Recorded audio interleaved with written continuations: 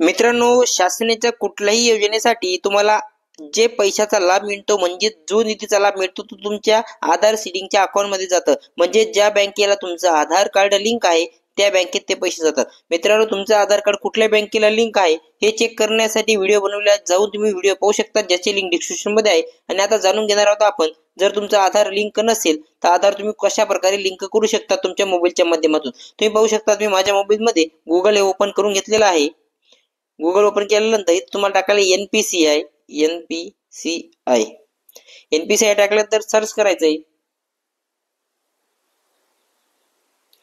मित्रांनो, तुमच्या समोर एनपीसीआय ची ऑफिशियल वेबसाईट ओपन होणार आहे. ती वेबसाईटला ओपन करून घ्यायचंय.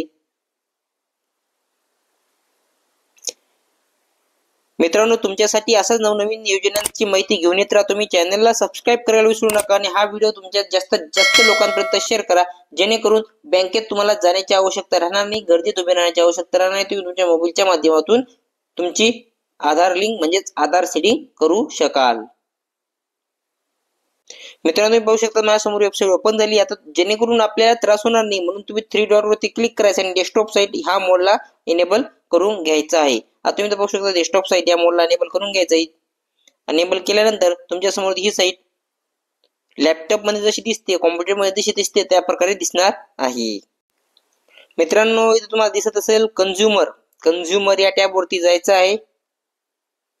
गेल्यानंतर तुम्हाला इथं पहिले टॅब दिसत असेल ते म्हणजे भारत आधार सेटिंग BASC याला ओपन करून घ्यायचंय. त्याच्यावरती क्लिक करायचंय. तुम्ही ही वेबसाईट कुठल्याही ब्राउझर ओपन करू शकतात. मी माझ्या सॅमसंगच्या ब्राउझर मध्ये केलेली आहे. मित्रांनो, तुम्हाला दिसत असेल स्टेप बाय स्टेप इथं, जेणेकरून तुम्ही चुकणार नाही, असे प्रॉब्लेम होणार नाही. ही तुम्हाला सेशन एक्सपायर म्हणजे 8 मिनिटाच्या आधी तुम्हाला पूर्ण प्रोसेस करायची आहे. आता तुम्हाला दिसत इंटर युअर आधार, तुमचा आधार कार्ड नंबर इथे टाकायचा आहे. तुमच्या बँकेला लिंक करायची किंवा जी लिंक बँक आहे त्याला कट करायचं आहे. रिक्वेस्ट फॉर आधार सीडिंग करायची असेल किंवा डिलिंक करायची, आपण सीडिंग करणार म्हणून सीडिंग या टॅब वरती क्लिक करायचं आहे. खाली यायचं आहे. तुम्ही इथे सिलेक्ट बँक मध्ये बँक सिलेक्ट करायची आहे, तुमची जी ही बँक असेल ती. आता मी इथं पाहू शकता तुम्ही इथे भरपूर काही बँक दिसून येतात तुम्हाला. जशी आता मला bank of Canara bank, bank of Baroda me select करतोय. तुम्ही तुमच्या प्रकारे बँक सिलेक्ट करू शकता. जर तुमची बँक नसेल तर बँक अपडेट होत आहे, थोडासा वेळ लागू शकतो अपडेट होण्यासाठी. इथे तुमचा बँक अकाउंट नंबर जो असेल तो इथे सर्च टाकायचा आहे. इथं खाली तुम्हाला कन्फर्म अकाउंट नंबर म्हणजे जो अकाउंट नंबर तुम्ही वरच्या साईडला टाकायचा आहे तोच वापस इथे खाली टाकायचा आहे. इथं बाय म्हणजे इथं तुम्ही क्लिक करून घ्यायचं आहे. मला सर्व काही शेती मंजूर, अटी शर्ती मंजूर आहेत.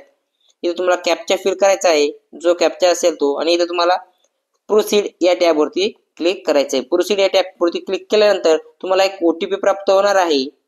OTP टाकल्यानंतर 48 तासाच्या आत तुमचं बँक तुमच्या आधारशी लिंक होणार आहे. तसा तुम्हाला SMS माध्यमातून सुद्धा कळविण्यात येणार आहे. मित्रांनो, या व्हिडिओमध्ये एवढंच. व्हिडिओ आवडला असेल तर नक्कीच लाईक करा आणि जास्तीत जास्त लोकांपर्यंत शेअर करा.